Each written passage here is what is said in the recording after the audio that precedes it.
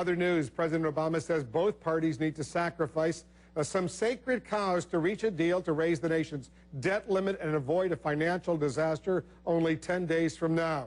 But some members of his own party say he's willing to give way too much on entitlements, Social Security, Medicare. Lisa Sylvester is looking into this part of the story for us.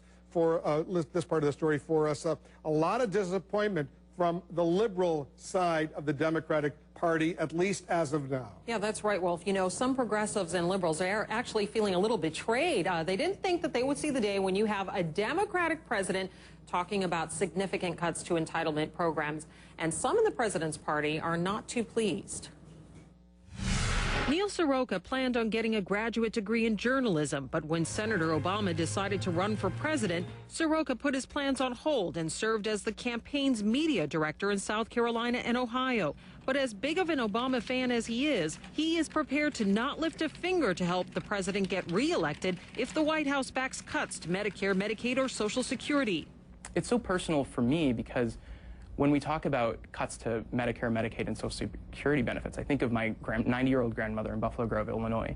She lives on Social Security, and any cut to that Social Security check or any rise in her Medicare premiums, that's a direct cut to what she needs to live on. You know, it's 101 degrees right now. That means that she's going to be forced to pay more, or pay more with less.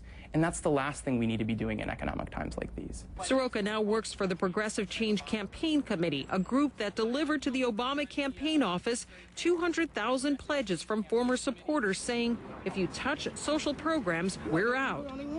But entitlements are still on the table. Many liberals and Democrats feel President Obama is giving away their sacred cows while not insisting Republicans concede on tax increases. Unfortunately or fortunately, you're going to need Democratic votes to pull a deal together. And to leave us on the sideline, I think, is fiscally not smart and politically not a very wise move. A new CNN ORC poll shows 54% of people disapprove of the way Obama is handling his job as president. 13% of those believe the president is not liberal enough. The president says he's still pushing for tax increases as part of the shared sacrifice, and the best deal may be a deal that leaves no one satisfied.